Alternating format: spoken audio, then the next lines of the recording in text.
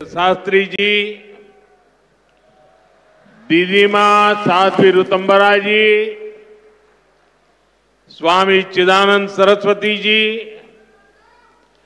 महंत श्री बालक योगेश्वर दास जी,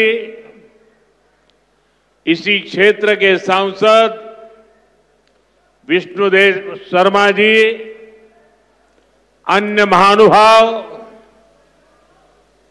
और प्यारे भाई और बहनों, बहुत ही कम दिनों में मुझे दूसरी बार वीरों की इस धरती बुंदेलखंड आने का सौभाग्य मिला है। और इस बार तो बालाजी का बुलावा आया है।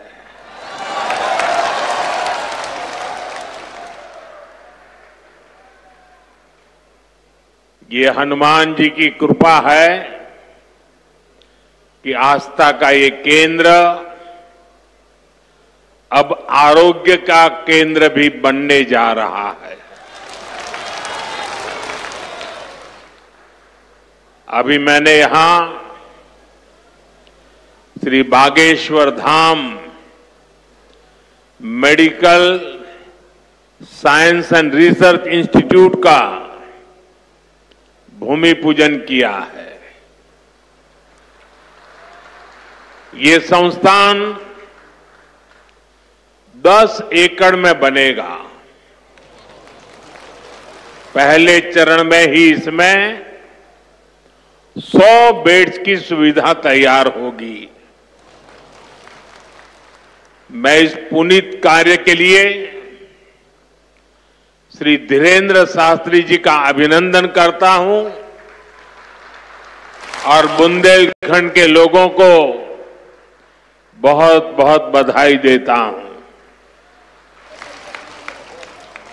साथियों, आजकल हम देखते हैं कि नेताओं का एक वर्ग ऐसा है जो धर्म का मखौल उड़ाता है, उपहास उड़ाता है, लोगों को तोड़ने में जुटा है। और बहुत बार विदेशी ताकतें भी इन लोगों का साथ देकर देश और धर्म को कमजोर करने की कोशिश करती दिखती है। हिंदू आस्था से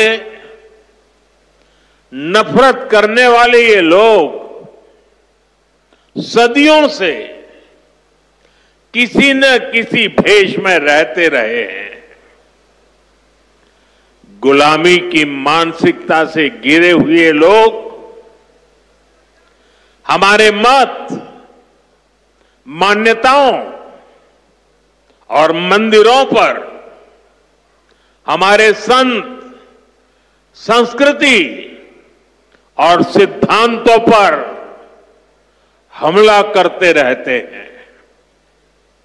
ये लोग हमारे पर्व, परंपराओं और प्रथाओं को गाली देते हैं। जो धर्म, जो संस्कृति स्वभाव से ही प्रगतिशील है, उस पर ये कीचड़ उछालने की हिम्मत दिखाते हैं। हमारे समाज को बांटना, उसकी एकता को तोड़ना ही इनका एजेंडा है। इस माहौल में मेरे छोटे भाई धीरेन्द्र शास्त्री जी काफी समय से देश में एकता के मंत्र को लेकर लोगों को जागरूक करते रह रहे हैं। अब उन्होंने समाज और मानवता के हित में एक और संकल्प लिया है। इस कैंसर संस्थान के निर्माण की ठानी है। यानी अब यहां बागेश्वर धाम में भजन, भोजन और निरोगी जीवन तीनों का आशीर्वाद मिलेगा। साथियों, हमारे मंदिर, हमारे मठ, हमारे धाम ये एक और पूजन और साधना के केंद्र रहे हैं, तो दूसरी ओर विज्ञान और सामाजिक चिंतन के भी, सामाजिक चेतना के भी केंद्र रहे हैं। हमारे ऋषियों ने ही हमें आयुर्वेद का विज्ञान दिया। हमारे ऋषियों ने ही हमें योग का वो विज्ञान दिया जिसका परचम आज पूरी दुनिया में लहरा रहा है।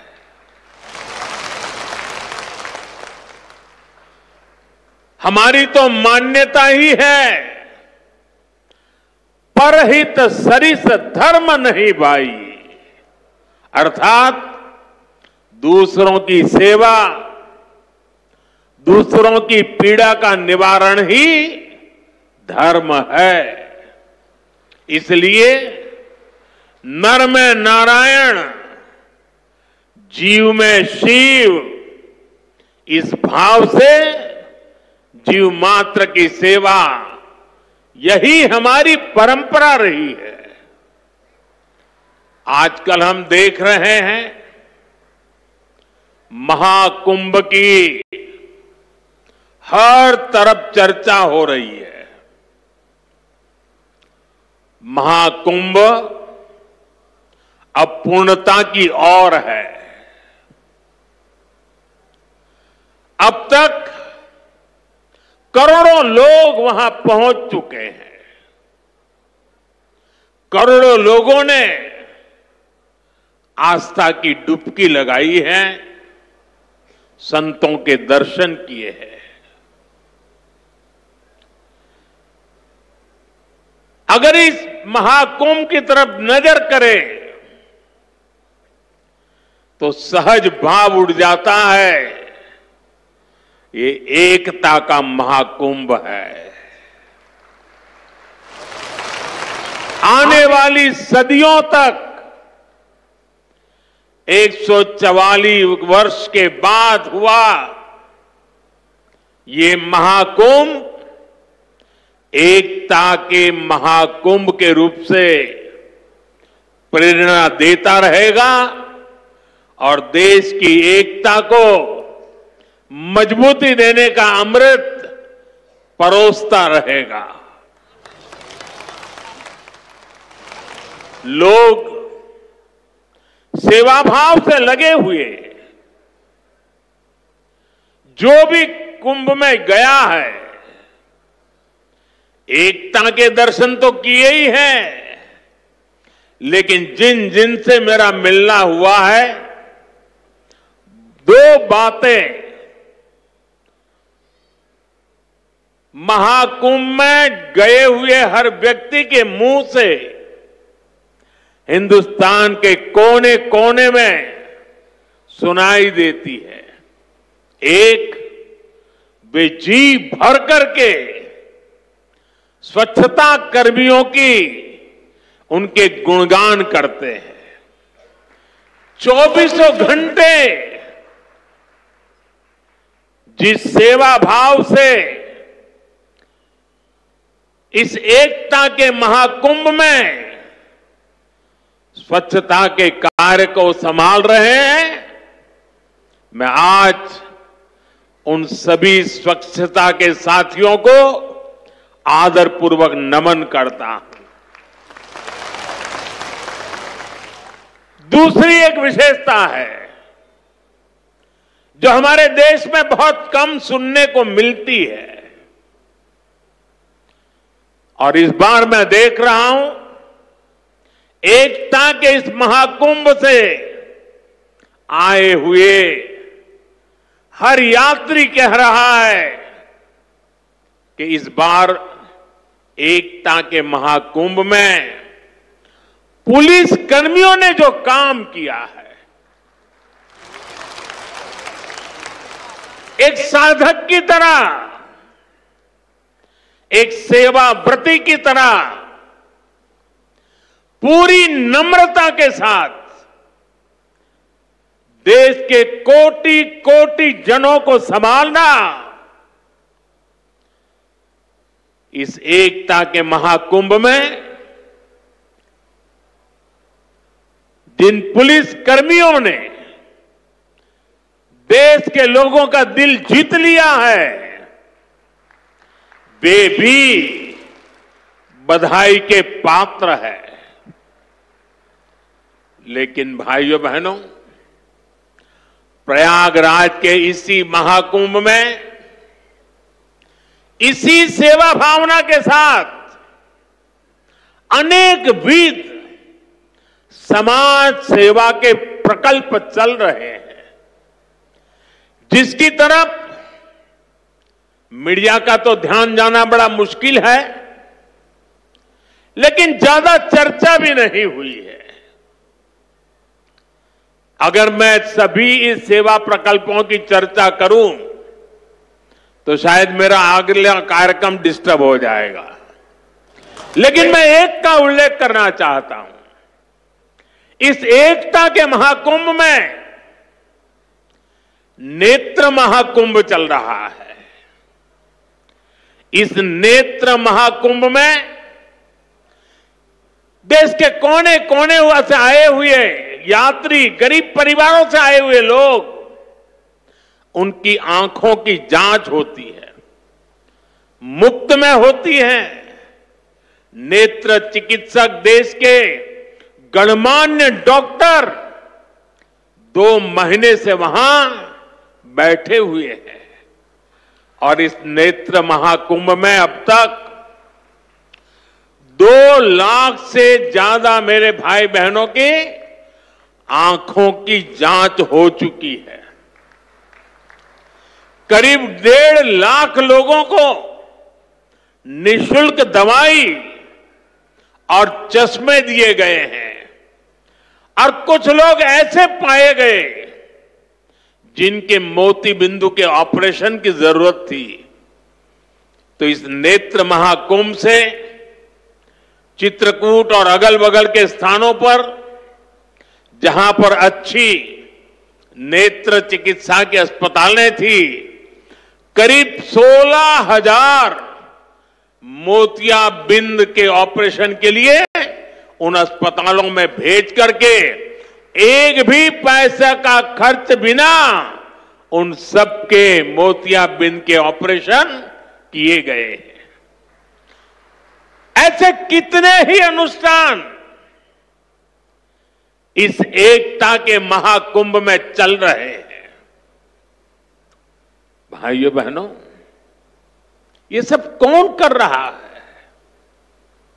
हमारे साधु संतों के मार्गदर्शन में हजारों डॉक्टर्स, हजारों स्वयंसेवक स्वतः स्फूर्त भाव से, समर्पित भाव से, सेवा भाव से इसमें लगे हुए हैं।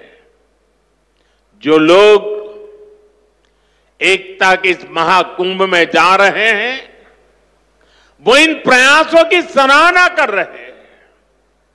भाइयों बहनों, ऐसे ही भारत में कितने ही बड़े बड़े अस्पताल भी हमारी धार्मिक संस्थाओं द्वारा चलाए जा रहे हैं।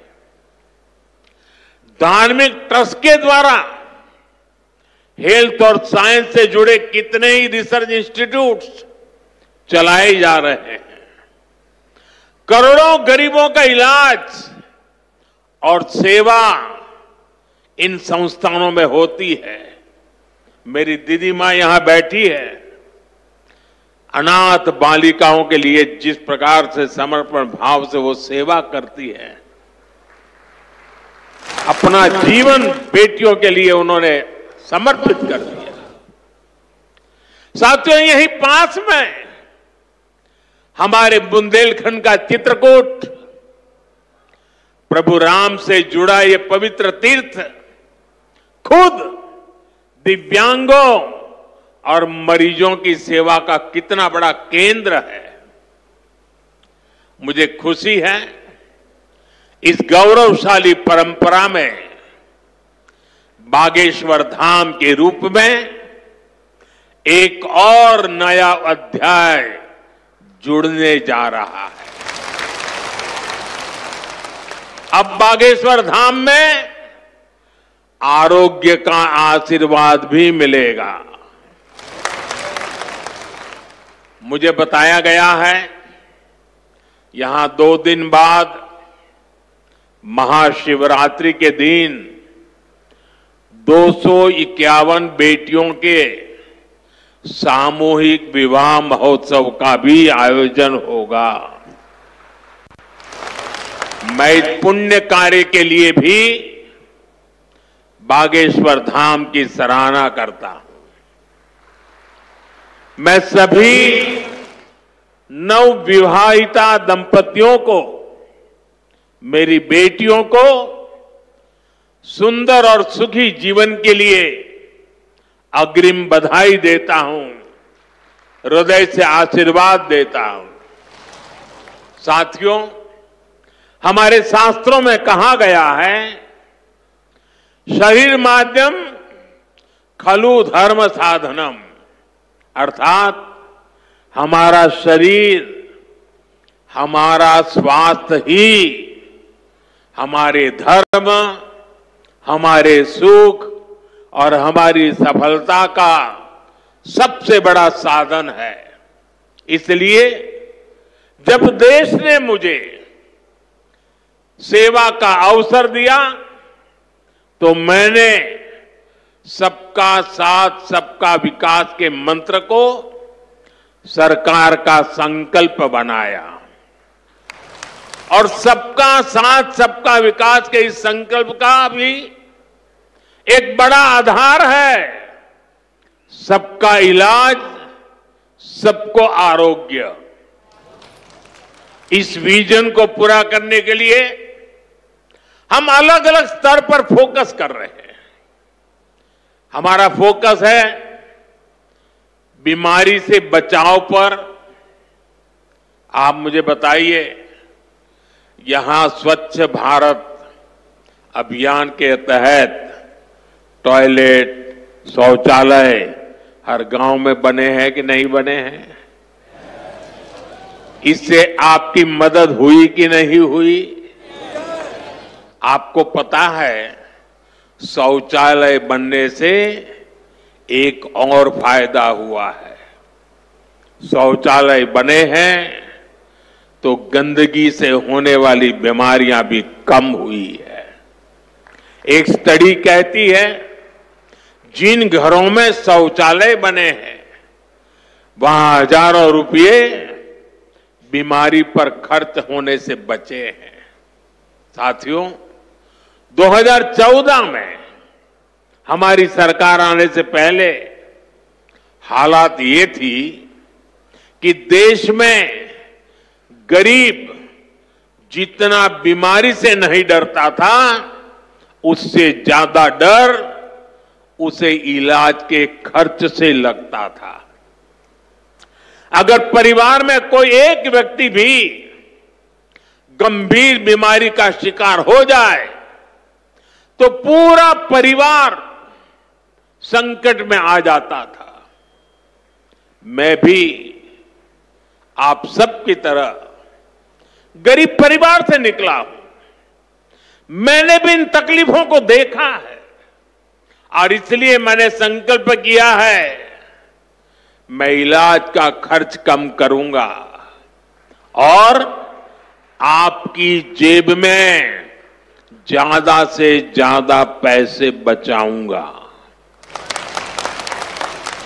मैं आपको बार बार हमारी सरकार की कुछ योजना, कल्याणकारी योजनाओं की जानकारी देता रहता हूं, ताकि एक भी जरूरतमंद योजनाओं से छूटे नहीं।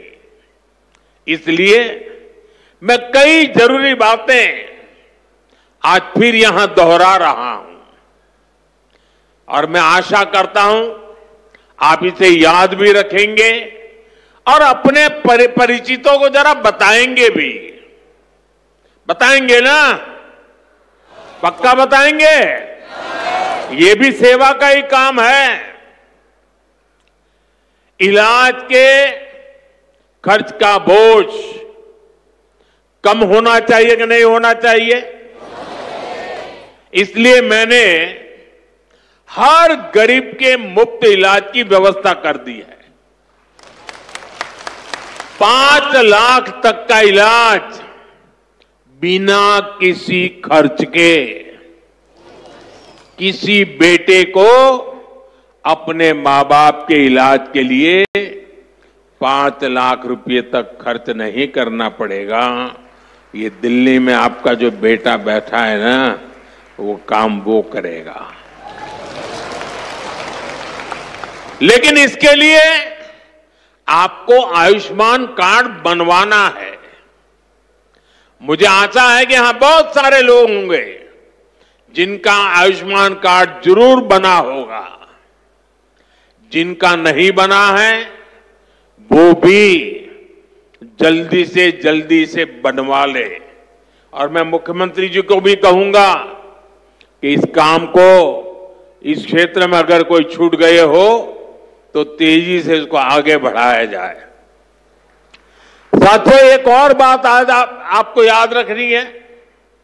अब गरीब, अमीर, मध्यम वर्ग, कोई भी परिवार हो, परिवार में 70 साल से अधिक उम्र के सभी बुजुर्गों के लिए भी मुफ्त इलाज के लिए आयुष्मान कार्ड बन रहे हैं। ये कार्ड भी ऑनलाइन ही बन जाएंगे। इसके लिए कहीं किसी को कोई पैसा देना नहीं है। और अगर कोई पैसे मांगता है तो सीधे मुझे चिट्ठी लिखना, बाकी काम मैं कर लूंगा।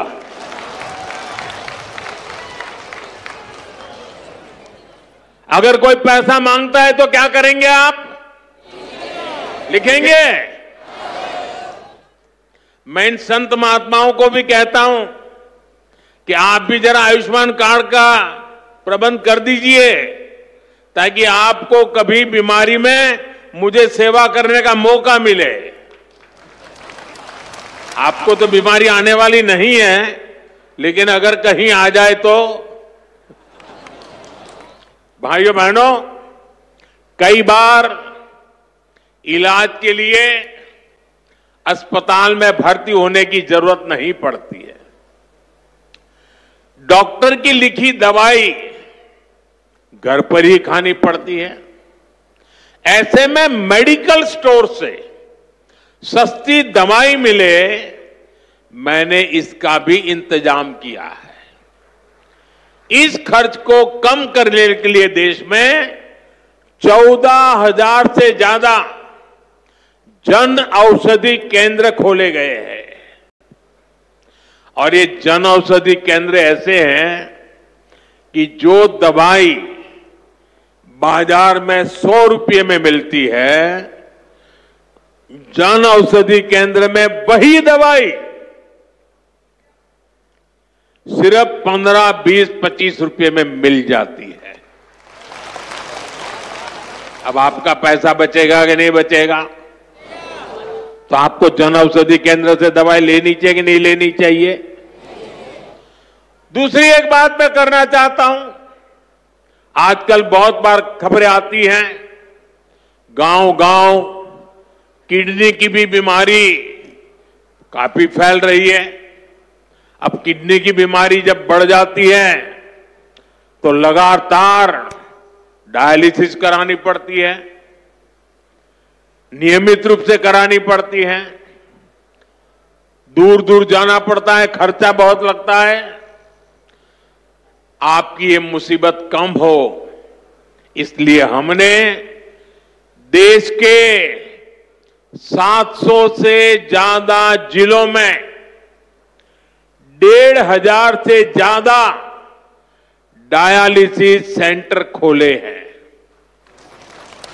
यहां मुफ्त डायलिसिस की सुविधा भी उपलब्ध है। सरकार की इन सब योजनाओं की जानकारी आपको भी होनी चाहिए और आपको अपने परिचितों में भी सबको बताना चाहिए। तो मेरा इतना काम करोगे? जरा सब हाथ ऊपर करके बताइए, करोगे? आपको पुण्य मिलेगा। ये सेवा का काम है। साथियों, बागेश्वर धाम में कैंसर मरीजों के लिए इतना बड़ा अस्पताल खुलने जा रहा है, क्योंकि कैंसर अब हर जगह बड़ी परेशानी बन रहा है। इसलिए आज सरकार, समाज, संत सब कैंसर के खिलाफ लड़ाई में मिलकर प्रयास कर रहे हैं।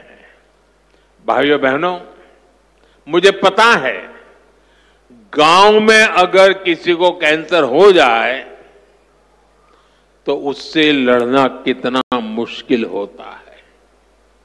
पहले तो बहुत दिनों तक पता ही नहीं चलता कि कैंसर हुआ है। बुखार और दर्द की घरेलू दवाएं ही आमतौर पर लोग लेते रहते हैं, और कुछ लोग तो पूजा जाप में चले जाते हैं कि जी तांत्रिकों के हाथ में फंस जाते हैं। जब तकलीफ बहुत बढ़ जाती है या गांठ दिखने लगती है, तब जाकर बाहर दिखाते हैं, तब पता चलता है कि कैंसर हुआ है।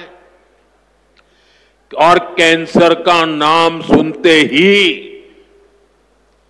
पूरे घर में मातम छा जाता है, सब कोई घबरा जाता है, सारे सपने चूर चूर हो जाते हैं, और यह भी समझ नहीं आता कि कहां जाना है, कहां इलाज कराना है। ज्यादातर लोगों को दिल्ली मुंबई का ही पता होता है। इसलिए हमारी सरकार इन सब तकलीफों के समाधान में लगी है। इस साल जो बजट आया है उसमें भी कैंसर से लड़ने के लिए कई सारी घोषणाएं की गई है, और मोदी ने तय किया है कि कैंसर की दवाओं को और सस्ता किया जाएगा। अगले 3 साल में देश के हर जिले में कैंसर डे केयर सेंटर खोले जाएंगे। डे केयर सेंटर में जांच भी होगी और आराम करने की सुविधा भी होगी। आपके पड़ोस में ही जो जिला अस्पताल है, चिकित्सा केंद्र हैं, वहां कैंसर क्लिनिक भी खोले जा रहे हैं। लेकिन भाइयों बहनों, आपको मेरी एक बात अच्छी लगे या बुरी लगे, लेकिन इसको कुछ करना ही पड़ेगा। याद रखना और जीवन में लागू करना। कैंसर से सुरक्षा के लिए आपको भी सावधान और जागरूक होना पड़ेगा। सबसे पहली सावधानी ये है कि समय से कैंसर की पड़ताल, क्योंकि एक बार कैंसर फैल गया तो उसे हराना उतना ही मुश्किल हो जाता है। इसलिए हम 30 साल से ज्यादा उम्र के सभी लोगों की जांच के लिए एक अभियान चला रहे हैं। आप सबको इस अभियान का फायदा उठाना चाहिए, हिस्सा बनना चाहिए। लापरवाही नहीं करनी है। थोड़ी सी भी जो शंका हो तो कैंसर की तुरंत जांच करवानी है। एक और बात, कैंसर को लेकर सही जानकारी भी बहुत जरूरी है। ये कैंसर किसी को छूने से नहीं होता है। ये छुआछूत की बीमारी नहीं है। ये छूने से नहीं फैलती है। कैंसर का खतरा बीड़ी, सिगरेट, गुटखा, तंबाकू और मसाले से बढ़ता है। ये माताएं बहनें ज्यादा खुश हो रही है मेरी बात सुन के।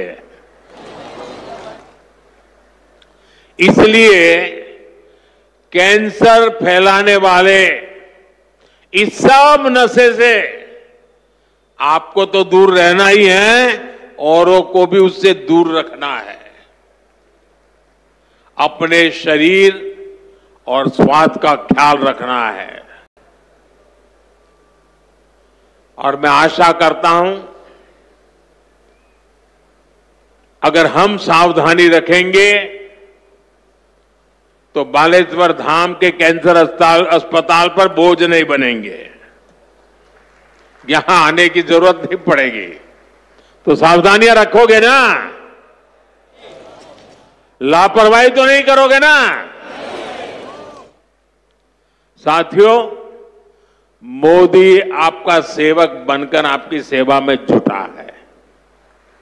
मैं पिछली बार जब छतरपुर आया था तो यहां मैंने हजारों करोड़ रुपए की योजनाओं का लोकार्पण और शिलान्यास किया था और अभी मुख्यमंत्री जी ने इसका वर्णन भी किया।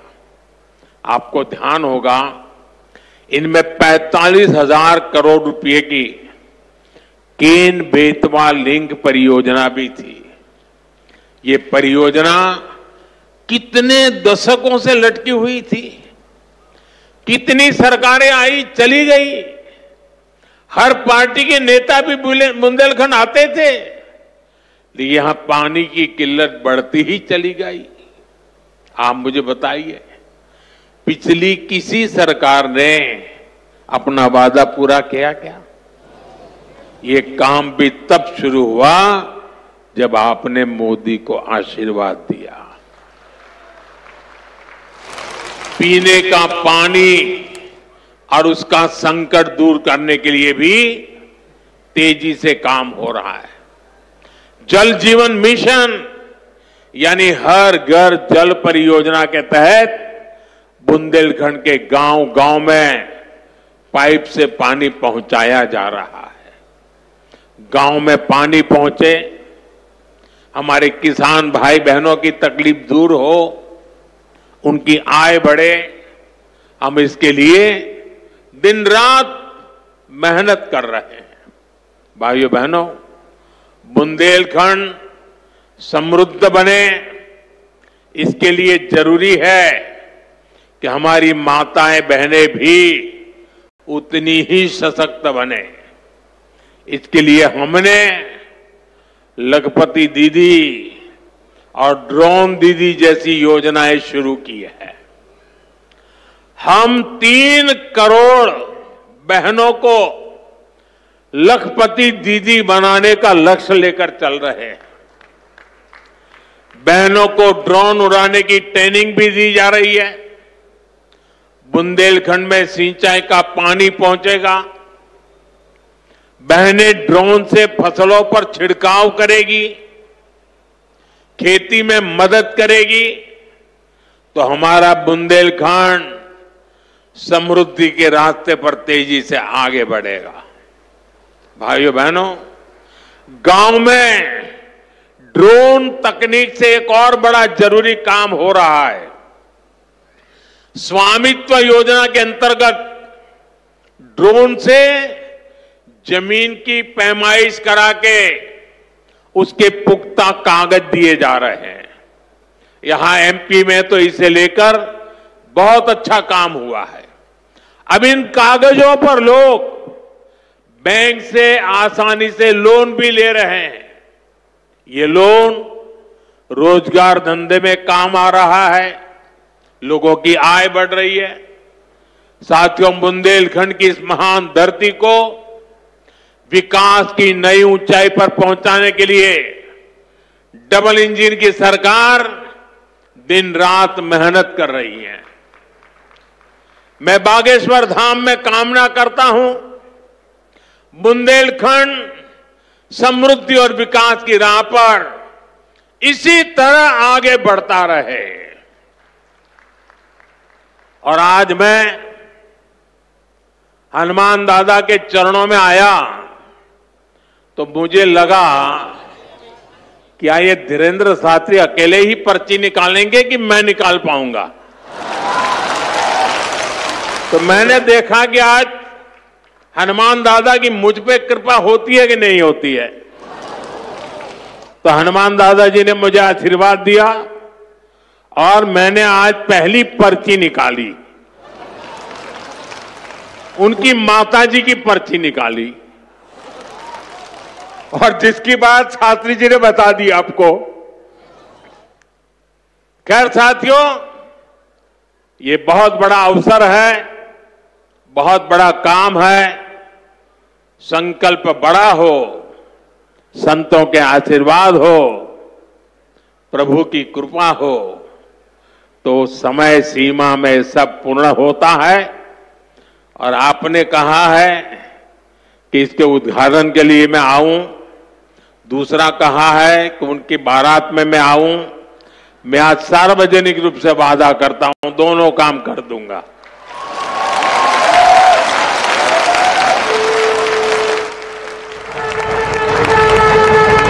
आप सभी को एक बार फिर मेरी बहुत बहुत शुभकामनाएं, बहुत बहुत धन्यवाद।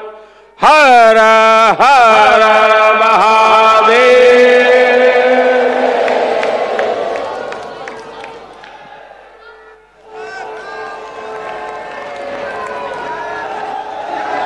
ये नारे रुकने नहीं चाहिए उनकी उपस्थिति में।